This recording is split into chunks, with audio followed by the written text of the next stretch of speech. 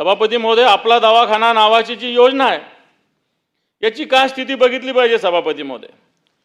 ठिकठिकाणी असे दवाखाने स्थापन तर करून ठेवलेले आहे, परंतु या योजनेमध्ये काम करत असताना ज्या पद्धतीनं स्टाफ पाहिजे, यंत्रणा पाहिजे, संसाधनं पाहिजे, ही कुठंच उपलब्ध नाही. अशा प्रकारची स्थिती आहे. शिवसेना प्रमुखाच्या नावाने जेव्हा ही योजना होत असताना तिच्याकडं अतिशय सिरियसतेनं बघितलं पाहिजे. मी म्हणेल शिवसेना प्रमुखाच्या नाही, आरोग्य व्यवस्थेत कोणाचं नाव असो नाही तर नसो, या व्यवस्थेत तेवढ्याच सिरियसली बघितलं पाहिजे. परंतु आज या सगळ्या बाळासाहेब ठाकरे आपला दवाखाना योजनेचा जर आपण नीट माहिती घेतली तर कर्मचारी आणि संसाधनाची पूर्णपणे या ठिकाणी कोणत्याही प्रकारचे मला असं वाटतं व्यवस्था नाही, औषधांचा साठा नाही, आणि म्हणून अशा पद्धतीनं या सगळ्या विषयात आपण लक्ष देण्याची आवश्यकता आहे. सभापती महोदय, आपण हे सगळं करत असताना धर्मादाय रुग्णालय हा एक विषय आहे. धर्मादाय रुग्णालय कशा पद्धतीनं या महाराष्ट्रात जर बघितलं तर धर्मादाय रुग्णालयांची संख्या मोठ्या प्रमाणात आहे. मोठ्या प्रमाणात रुग्णालय असताना आज या दवाखान्यात व्यवस्थित पद्धतीनं उपचार केला जात नाही. ज्या पद्धतीनं उपचार केला जातो असं दाखवतात ही मंडळी की फार मोठं उपकार करतायत, परंतु मला असं वाटतं राज्याने जे धोरण ठरवलेलं आहे की ही सगळी मंडळी मोठ्या प्रमाणात नफा कमवतात आणि त्या वाट्यातून अशा पद्धतीनं त्यांनी मोफत इलाज दिला पाहिजे. परंतु आज आपल्याकडं या राज्याकडं उपचार नाकारल्याच्या जवळपास 750च्या वर तक्रारी राज्य आरोग्य हमी सोसायटीकडे सभापती महोदय आलेल्या आहे. मग त्या नागपूरच्या असतील, पुण्याच्या असतील, संभाजीनगरच्या असतील, मुंबईच्या असतील. सभापती महोदय, या धर्मादाय रुग्णालयाची जी मस्ती आहे ती आपल्या सभागृहाचेच एक सदस्य आपले गोरखे, अमित गोरखे यांचे पीए यांच्या भगिनीचा दीनानाथ मंगेशकर हॉस्पिटलमध्ये तडफडून सभापती महोदय मृत्यू झालेला आहे. आपले सदस्य, आपले सभागृहाचे सदस्य आहे.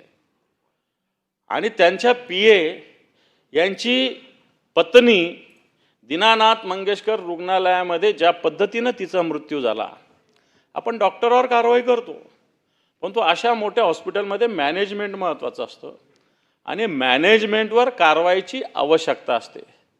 आपण त्या डॉक्टरला दोषी धरतो, परंतु डॉक्टर तिथं नोकरी करत असतात, काम करत असतात. रुग्णालयाचं काय मॅनेजमेंट असतं. ही भगिनी ज्यावेळेस ॲडमिट झाली तिला 10 लाख रुपये भरल्याशिवाय इलाज करणार नाही अशा प्रकारचं सांगितलं गेलं. मोठ्या मुश्किलीने त्यांनी सांगितलं की माझ्याकडे 2-2.5 लाख रुपये आहे. परंतु सभापती महोदय, या हॉस्पिटलने, हे धर्मादाय हॉस्पिटल हे कुठेही काही ऐकलेलं नाही. उलट सरकारची मंडळी या हॉस्पिटलच्या मॅनेजमेंटची पाठराखण करताय. सभापती महोदय, दुसरं एखादं, आता सदाभाऊ बोलले काँग्रेसने हे केलं, काँग्रेसच्या विचाराच्या एखाद्या संस्थेचं हॉस्पिटल असतं त्याला जेलमध्ये टाकलं असतं यांनी. परंतु दीनानाथ मंगेशकरचं मॅनेजमेंट कोणाच्या विचाराचं आहे? हे हॉस्पिटल काय वेगळं आहे का? हत्तीच्या कानातून आलेलं आहे का? आणि मग याच्या मॅनेजमेंटवर अजून सरकार कारवाई करत नाही. उलट यांना 1 रुपयामध्ये जागा देते, मोठ्या प्रमाणात समोर हॉस्पिटलच्या समोरची जागा देते पूल बांधण्यासाठी. आपल्या सभागृहाचा सदस्य असलेला जो सदस्य आहे त्याच्या स्वीय सहायकाच्या पत्नीची ही परिस्थिती असेल सभापती महोदय, तर मला असं वाटतं बाकीच्या सर्वसामान्य माणसाची काय स्थिती असेल सभापती महोदय. आज या तनिषा भिसे या गर्भवती महिलेचा आपलं अधिवेशन संपायच्या दुसऱ्या दिवशी मागचं या महिलेचा सभापती महोदय मृत्यू झालेला आहे. उपचार नाकारला या हॉस्पिटलने सभापती महोदय. 3 तास ही महिला तडफडत त्या हॉस्पिटलमध्ये होती आणि 3 तास त्या हॉस्पिटलमध्ये तडफडत असताना अजूनही सत्ताधारी मंडळी, पुण्याचे असेल, राज्याचे असेल, या मॅनेजमेंटची तबरदारी करतायत सभापती महोदय. आणि म्हणून अशा पद्धतीनं ह्या हॉस्पिटलची मस्ती असेल तर ती जिरवली पाहिजे. कारण सरकार अशा हॉस्पिटलला कुठे जागा देतं, कुठं पाणी मोफत देतं, कुठं टॅक्समध्ये सवलत देतं, वीज बिलात सवलत देतं, एका फुकट देतं का? त्यांनी हे केलं पाहिजे म्हणून सरकार देत असतं. परंतु सभापती महोदय, ही केस जर आपण बघितली, आता हे आमदारांचे स्वीय सहाय्यक होते म्हणून समोर आली सभापती महोदय. अशा अनेक घटना दररोज वेगवेगळ्या हॉस्पिटलमध्ये होतात. वेगवेगळ्या हॉस्पिटलमध्ये अशा पद्धतीनं अनेक घटना होतात.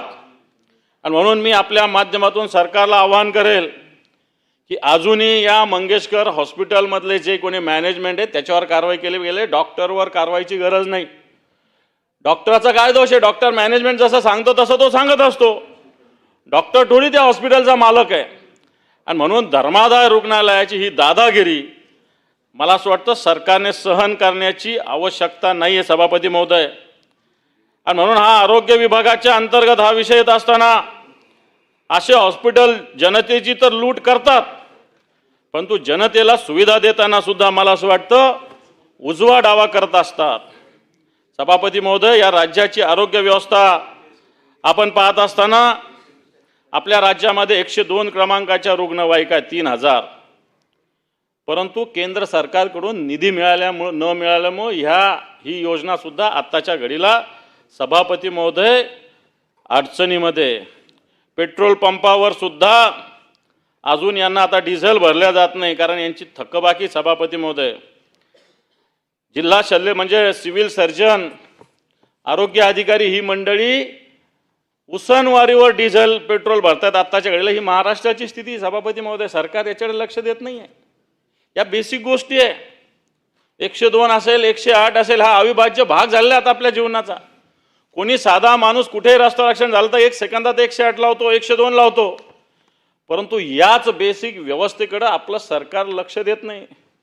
बाहेर कुठेतरी मी आता मोठी बस बघितली, कशाची तरी उद्घाटन होणार होतं. अतिशय हायफाय मॉडिफाय बस दिसत होती, परंतु ही बस फक्त मुंबईमध्ये एवढ्या मरीन ड्राईव्हपुरती मर्यादित आहे. सर्वसामान्य माणसाला या 102 आणि 108च्या गाड्या चांगल्या होण्याची आवश्यकता आहे सभापती महोदय.